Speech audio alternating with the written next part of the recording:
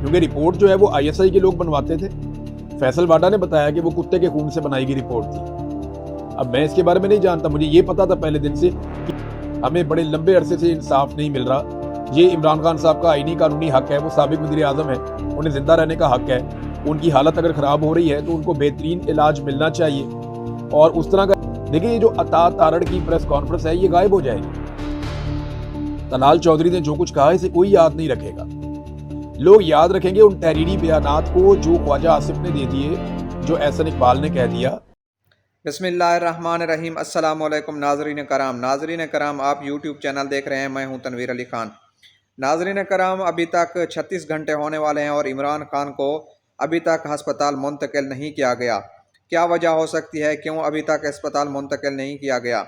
हुकूमत बुखलाहट का शिकार है और हुकूमत ने नज़रसानी की दरख्वास्त दायर कर दी है और हुकूमत के मुख्तलिफ जो रहनुमा हैं वो भी ऐसी बातें कर रहे हैं जैसे कि इमरान खान ने डील कर ली हो और वो अपनी बुखलाहट का शिकार हैं और उनको खौफ है कि कहीं इमरान खान बाहर आ गया तो हमारा कुछ नहीं बचेगा और ना ही हमारी हुकूमत रहेगी और हम सारे जेलों में चले जाएंगे।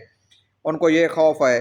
जब मियाँ नवाज शरीफ जेल में थे तो इमरान खान की हुकूमत में उसको क्या क्या सहूलियात थी, कितने लोग रोज़ाना उससे मुलाकात करते थे, और वो जब बीमार थे तो अस्पताल में क्या क्या सहूलियात थी। जब वो उसकी प्लेट लिस्ट गिरी जा रही थी तो उसको 50 रुपए के स्टाम्प पेपर पर 4 हफ्तों के लिए लंदन भेजा गया और फिर 4 साल तक मियाँ साहब वापस भी ना आए। तो आइए जानते हैं इमरान रियाज खान की इस रिपोर्ट में और बाद में इस पर बात करते हैं।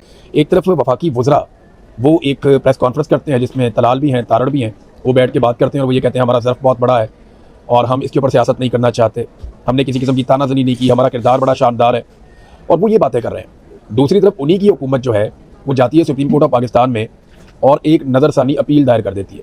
ये दोनों अलग अलग चीज़ें हैं।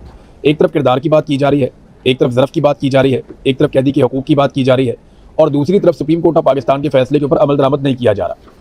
अभी तक जब मैं आपसे बात कर रहा हूँ सुप्रीम कोर्ट के फैसले पर अमल दरामद नहीं हुआ, बल्कि फैसले पर अमल दरामद करने की बजाय इस वक्त नज़रसानी की दरख्वास्त दायर कर दी गई है। वैसे इसमें जो दरख्वास्त दायर की गई वो चीफ कमिश्नर इस्लामाबाद की जानिब से दायर की गई, जबकि एडवोकेट जनरल इस्लामाबाद ने दायर की है। अब ये दो बंदे आपको पता है एस्टेब्लिशमेंट की मर्जी के बगैर हिल भी नहीं सकते। इन्होंने जो कुछ किया वो एस्टेब्लिशमेंट की मर्जी के साथ किया और मोहसिन नकवी की मर्जी के बगैर ये मुमकिन नहीं है। तो हुकूमत क्या इस मामले पे दो हिस्सों में डिवाइड हो गई है, या वो विकेट के दोनों तरफ खेलना चाहती है, या कन्फ्यूजन का शिकार है, उसको समझ नहीं आ रही। पहले दरखास्त देख लेते हैं दरखास्त में क्या कहा गया। नंबर एक तो ये जो बात की गई बहुत अजीब बात है कि मेडिकल रिपोर्ट के मुताबिक इमरान खान साहब की सेहत मुसलसल गिर रही है, लेकिन कहीं भी ये नहीं साबित होता कि वो शदीद बिगड़ चुकी है। यानी एक तरफ कह रहे हैं कि उनकी सेहत खराब हो रही है, लेकिन ये साबित नहीं होता कि बहुत शदीद बिगड़ चुकी है और उनको अस्पताल लाना पड़ेगा। ये कहते हैं मेडिकल रिपोर्ट में ये नहीं है। एक तो ये उन्होंने कहा। फिर जो वफाकी हुकूमत की जानिब से अदालत में दरखास्त है उसमें यह भी है कि तिब्बी माहिरीन को बुलाएं और उनसे भी मशवरा करें। फिर दरखास्त में एक और बात यह है कि कैदी को शिफ्ट करने के लिए IG जेल खाना जात के अहकामात की पेशगी जो है ना वो वसूली ज़रूरी है, पहले से अहकामात पेशगी हासिल करना होंगे। फिर दरखास्त में इमरान खान साहब के लिए मुलाकातों, उनके इलाज और ज़ाती मुआलिजीन तक उनकी रसाई की मुखालफत की गई है और ये सारा कुछ आपने रिकॉर्ड पर रखना है। ये कौन कर रहा है? मैंने आपको कल सुनवाया था कि मरीम नवाज़ क्या कहती थी, उनकी पार्टी के लोग क्या कहते थे जिस वक्त नवाज शरीफ साहब का इलाज उनको दरकार था। अभी और बहुत सारी चीज़ें भी मैं आपको निकाल कर दिखाऊंगा। बल्कि ये तो तलाल चौधरी, अता तारड़ वगैरह ने यह भी कहा कि इमरान खान के दौर में नवाज शरीफ की रिपोर्टें लहराई जाती थी। तो मैं आपको ये बता देता हूँ कि रिपोर्टें कौन लहराता था। हर 15 या 20 मिनट के बाद डॉक्टर अदनान और उनके अलावा मरियम औरंगजेब और दीगर कुछ और सियासतदान वो नवाज शरीफ की रिपोर्टें लेकर मैदान में आ जाते थे और वो आकर लोगों को दिखाते थे कि ये देखो नवाज शरीफ की रिपोर्ट, ये देखो नवाज शरीफ की रिपोर्ट। हुकूमत को तो खुद रिपोर्ट के बारे में मीडिया से पता चलता था, क्योंकि रिपोर्ट जो है वो ISI के लोग बनवाते थे। फैसल वाडा ने बताया कि वो कुत्ते के खून से बनाई गई रिपोर्ट थी। अब मैं इसके बारे में नहीं जानता, मुझे ये पता था पहले दिन से कि ये रिपोर्ट ठीक नहीं बन रही। मैंने एक चैलेंज भी किया था जब नवाज शरीफ साहब हीथ्रो एयरपोर्ट बरतानिया में उतरे, तो मैंने ये चैलेंज किया कि उसके बाद नवाज शरीफ साहब के जो भी प्लेटलेस की रिपोर्टें हैं वो पब्लिक कर दें बरतानिया में। अगर उनके प्लेटलेस 2 लाख से कम हुए, यानी यहाँ से मेरे ख्याल में 6,000 या 16,000 पे चढ़े थे, वहाँ जाके जो इनकी पहली प्लेटलेस की रिपोर्ट थी वो 2,35,000 के आसपास थी कहीं पे। फिर एक और रिपोर्ट हुई 2.5 लाख तक इनके प्लेटलेस गए। तो ये एक फ्लाइट के अंदर प्लेटलेस इतने कितने बढ़ गए, कैसे बढ़ गए? तो मैंने भी इसको आपको पहले भी बताया था कि मियाँ साहब की वो प्लेटलेस की रिपोर्टें एजेंसियों ने जाली तरीके से बनाई हुई थी। फैसल वाडा उसकी तस्दीक कर चुके हैं। वो रिपोर्टें लहराती पाकिस्तान तहरीक इंसाफ नहीं थी, वो मरियम औरंगजेब, मरियम नवाज या डॉक्टर अदनान, ये लोग ये सारा कुछ करते थे, हम अच्छी तरह जानते हैं। फिर ख्वाजा आसिफ ने इसको NRO के साथ जोड़ा, बाकायदा उसके ऊपर एक स्टेटमेंट दिया। अब ख्वाजा आसिफ की बड़ी बेइज्जती की है इन दोनों वज़रा ने। उन्होंने कहा जी कि इसको NRO के साथ कैसे जोड़ दिया गया, ये कोई ऐसी चीज़ नहीं हुई, कोई डील नहीं है, कोई NRO नहीं है, इसको NRO के साथ क्यों जोड़ा जा रहा है या इसको NRO के तौर पे क्यों पेश किया जा रहा है? तो ये तो उन्हें जाकर ख्वाजा आसिफ से पूछना चाहिए कि इसको क्यों एनआरओ के साथ जोड़ा जा रहा है। पाकिस्तान तहरीक इंसाफ ने तो बिल्कुल इसकी बार बार तरदीद की है कि कोई डील नहीं है, कोई ऐसी चीज़ नहीं है। हम सुप्रीम कोर्ट ऑफ पाकिस्तान से इंसाफ लेने गए हुए हैं, हमें बड़े लंबे अरसे से इंसाफ नहीं मिल रहा। ये इमरान खान साहब का आईनी कानूनी हक है, वो साबिक वज़ीर आज़म है, उन्हें ज़िंदा रहने का हक है। उनकी हालत अगर ख़राब हो रही है तो उनको बेहतरीन इलाज मिलना चाहिए, और उस तरह का इलाज मिलना चाहिए कम से कम जैसा एक बुनियादी तौर पर कोई आदमी बीमार हो जाए तो उसको वो इलाज मिलता है।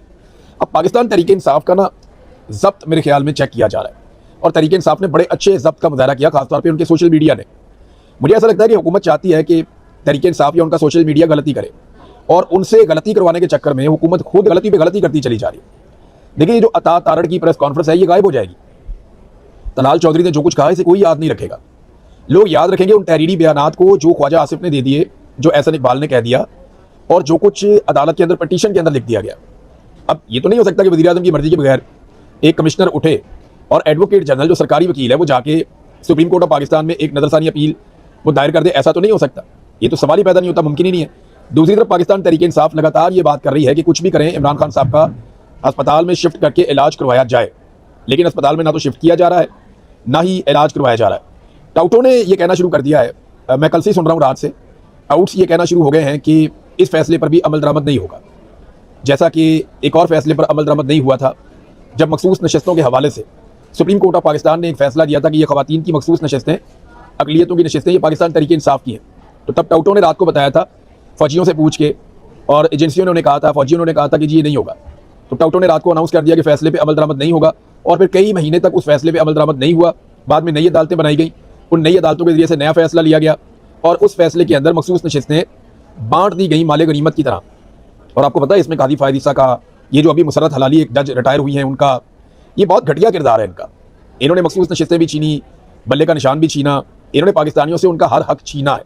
काफ़ी जालिम लोग हैं, इनको जवाब तो देना पड़ेगा। तारीख में इनका नाम हमेशा कूड़ेदान में रहेगा, और लोगों को उससे हमेशा बदबू आती रहेगी। बदबूदार किस्म के किरदार थे जो इन्होंने किया, वो कोई अदलिया करती नहीं है। अदलिया को ऐसा कभी करना नहीं चाहिए। एक तरफ मुसद्दका कॉपी हासिल की गई है फैसले की पाकिस्तान तहरीक इंसाफ की जानिब से, और वो हर तरफ भिजवा रहे हैं कि इस फैसले के ऊपर अमल दरामद करो, ये सुप्रीम कोर्ट ऑफ पाकिस्तान का फैसला है, तो इसको आप हवा में नहीं उड़ा सकते। तो दूसरी तरफ दरखास्त दायर कर दी गई है कि जनाब ये हम अपील लेकर आ गए हैं। अब जरा PMLN को थोड़ा सा बाजी के अंदर लेकर जाते हैं और उन्हें बताते हैं कि मियां नवाज शरीफ साहब को किस किस्म की सहूलियात मुयसर थी। फिर मैं आपको बताता हूँ कि इस दरखास्त के पीछे एक्चुअली मुझे क्या लग रहा है, ये करेंगे क्या। लेकिन नवाज शरीफ साहब इलेक्शन लड़ने के लिए पाकिस्तान आए, और उन्हें ये बताया गया कि अगर आप जेल में होंगे ना तो PMLN को बहुत वोट पड़ेगा, बहुत ज़बरदस्त वोटिंग होगी। तो मियां साहब विक्टिम बनने के लिए इलेक्शन से चंद दिन पहले पाकिस्तान आते हैं और गिरफ्तार हो जाते हैं, और वो कहते हैं जी बेटी का हाथ पकड़ के आया। तो भाई बेटी ने अपने नाम पे जायदादें लगवाई हुई थी और आप जवाब दे नहीं पाए। आपने जो मनी लॉन्ड्रिंग की उसकी रसीदें भी आप नहीं दे पाए, ये पैसा कहाँ से आया, कैसे बनाई आपने, ये प्रॉपर्टी आप नहीं बता पाए, लिहाजा फंस गए। तो मियां नवाज शरीफ साहब आए और जेल चले गए। उसके बाद मियां साहब 22 जनवरी 2019 को पंजाब कार्डियोलॉजी में दाखिल हुए, एक दिन वहाँ पे रहे। फिर 2 से लेके 7 फरवरी तक मियां साहब सर्विसेज अस्पताल में दाखिल रहे, 5 दिन वहाँ पे रहे। फिर 26 मार्च से लेकर 7 मई तक 42 दिन मियां साहब जाती उम्रा में रहे। फिर 21 अक्टूबर से लेकर 6 नवंबर तक 16 दिन मियां साहब रहे सर्विसेज अस्पताल में। फिर 6 से लेकर 19 नवंबर तक मियां नवाज शरीफ साहब एक मरतबा फिर 13 दिन तक जाती उम्रा मेडिकल सिटी में रहे। फिर जाती उम्रा से मियां साहब 4 हफ्ते के लिए लंदन गए, अदालत से स्टाम्प पेपर पे गवाही दिलवा के, शहबाज शरीफ साहब की गारंटी दिलवा के, और 50 रुपये का स्टाम्प पेपर था। जाती उम्रा से लंदन गए, 4 हफ्ते की इजाज़त मिली, और 4 साल के बाद मियां साहब वापस आए।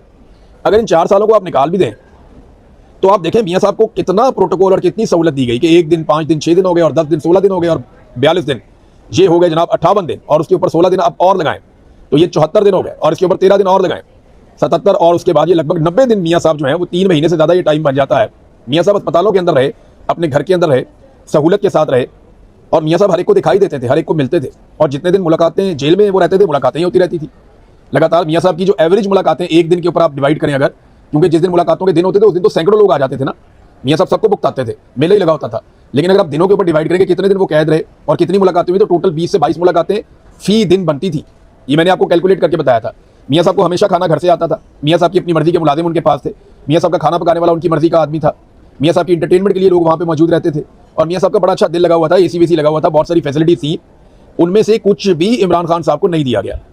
तो ये बात सबको अपने ज़हन में रखनी चाहिए। देखिए कुछ हमारे दोस्त ये कह रहे हैं कि जनाब ये तो बैकडोर चैनल पे कोई बातचीत भी हो रही है। देखिए अगर हो भी रही है तो बातचीत से ही मसला हल होता है ना। ये तो नहीं होता कि इमरान खान वहाँ से रॉकेट लॉन्चर लेके निकलेगा या कोई टैंक लेके जेल से तोड़ के बाहर आ जाएगा, सियासतदान है बातचीत ही करेगा। अब एक सियासतदान इतना ही दबाव डाल सकता है कि वो 3 साल तक टूटा ही नहीं, इन्होंने सारा कुछ करके देख लिया, मुल्क का बेड़ा गर्क कर लिया इन्होंने, उसके बगैर मुल्क चलता भी नहीं है और आगे भी नहीं बढ़ता। तो इन्हें बात करनी ही पड़ेगी और वो बातचीत कर रहे हैं, इमरान खान साहब से बहुत कोशिश करते हैं, इमरान खान उनकी शराइत के ऊपर मानता ही नहीं है।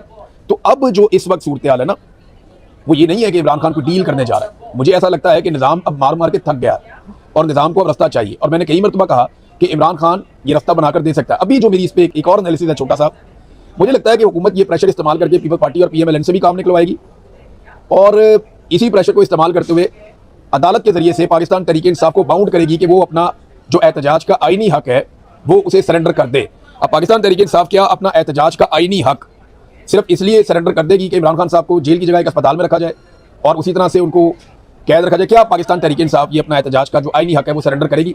और क्या अदालत उनसे ये गारंटियां मांगेगी कि आपने एहतजाज नहीं करना?